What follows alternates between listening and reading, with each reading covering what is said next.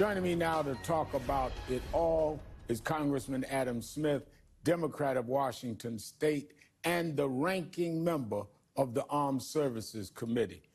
Congressman, let's start with the newly released transcript and tapes of Ghislaine Maxwell's recent interview with the Deputy Attorney General and former Trump personal advisor, Todd Blanche. Here's what she had to say about Trump's years of interactions with Jeffrey Epstein. I actually never saw the president in any type of massage setting. I never witnessed the president in any inappropriate setting in any way. The president was never inappropriate with anybody. In the times that I was with him, he was a gentleman in all respects. I'll remind our viewers that Maxwell, a federally convicted child sex trafficker, has been moved to a minimum security prison camp. What's your reaction to these latest revelations, Congressman? Well, first of all, we should make clear that Ms. Maxwell has no credibility whatsoever for the reason that you just stated. I mean, she will say whatever she has to say right now to try to reduce the sentence or get a pardon from Trump. So her credibility, I mean, she can say a lot of different things. I wouldn't put any stock in any of it. She's been convicted and proven to have been guilty of the crimes we're talking about here. So she has no credibility, number one.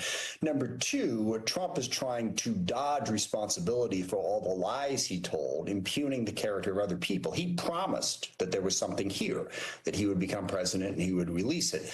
And now he's backing off of that because there is nothing there. So, you know, it's just another example of Donald Trump using lies to smear people and spreading conspiracy theories. And I hope we'll start holding him accountable for that. Now, and when you say he promised that there was something here, he said it was something here about leading Democrats. But clearly Trump's hoping the release of these transcripts and tapes quenches public demand for the Epstein files, which has dogged him all summer. But the White House also put out the first wave of documents related to the Epstein case to the House Oversight Committee, which continues to look into the case. This controversy is far from over, isn't it, Congressman? No, absolutely. I mean, we will continue to press for more information. They have not released everything that people want to see. The initial reports from Democrats on the committee where the documents were released do say it's all stuff that's been publicly released already. So we will press to have everything released to get the honest truth out here. But understand, I mean, Donald Trump and his supporters have spread, you know, the ridiculous conspiracy theory that top-level government officials and Democrats are part of some international pedophile ring. And this all led to the Pizzagate thing where the guy from North Carolina showed up to shoot up a pizza parlor that was supposedly, you know, a sex trafficking ring being run by Hillary Clinton. I mean, this is ridiculous stuff, but this is the stuff that our president and the top Republican is peddling, and we need to hold him accountable for it. Now, you're the top Democrat on armed services. For the past week, Trump appeared to be trying to broker peace between Russia and Ukraine following his meeting with Putin in Alaska and with Zelensky and European leaders afterwards at the White House.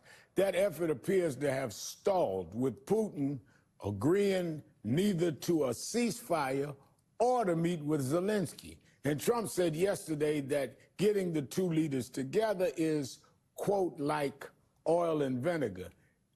They don't get along too well, end of quote.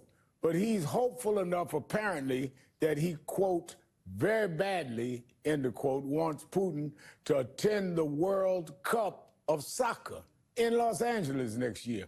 What was the point of all of this then, Congressman? Yeah, it's a good question. What Trump has failed to do is he's failed to put any pressure on Putin.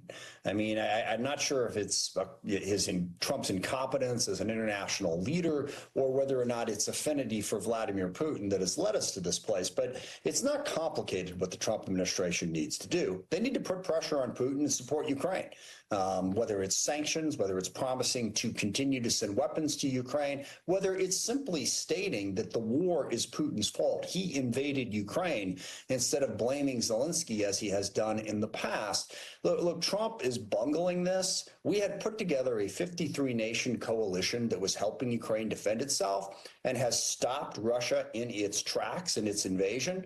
The economy in Russia is going down. The casualty rates are appalling. There is pressure on Putin. And if President Trump could just continue that, could show unity and support for that 53-nation coalition, promise to continue to defend Ukraine, that can force Putin to the bargaining table. But as long as he keeps giving Putin a pass and welcoming him back into the international community, Putin's going to keep pushing because Putin wants all of Ukraine. The only way this war stops is if he's convinced that he can't have it and he has to settle for something else. The United States of America could be much more helpful in forcing that outcome if President Trump would stand up and lead. Let's get back to domestic politics. Both Texas and California are moving forward with redistricting plans in their respective states, possibly setting off a nationwide arms race. The New York Times is reporting Republicans could pick up as many as 7 new seats if Republicans are able to do gerrymandering in Indiana, Missouri, Ohio, and possibly Florida. Congressman, is a national fight over redistricting one that Democrats can win? Well, it's one we have to fight. I mean, whether we can win it or not, we didn't pick this fight. Trump chose to engage in it and chose to do this. And by the way, they've done this before in Florida, in North Carolina, in Ohio. So we have to fight as effectively as we can to get as far as we can down the road. Now, look, you look at the states, you look at where changes could be made. You can add up the map and maybe say at the end of it, we come out, on the short end of the stick, but we're going to come out worse if we don't fight. That we have to push back in every conceivable place, try to stop the redistricting in places where we can, and then push forward with the California plan. And this is not the way government should work. I understand that. We should have a redistricting process that is separated from partisan politics. But as with everything else, President Trump doesn't believe in literally any rules. I mean, he will try to game the election in any way he can, and Democrats need to fight back. I strongly support the tack that Governor Newsom has taken in California to, as he put it, fight fire with fire, because the stakes couldn't be higher. Look what Trump is doing to our federal government.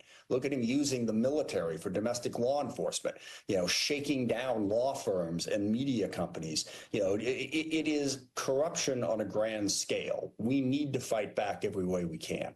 Now, switching back to our armed forces. Yesterday, Defense Secretary Pete Hegseth fired the head of the Defense Intelligence Agency just a few weeks after an agency review angered the White House, which questioned the impact of U.S. strikes on Iranian nuclear sites in past June.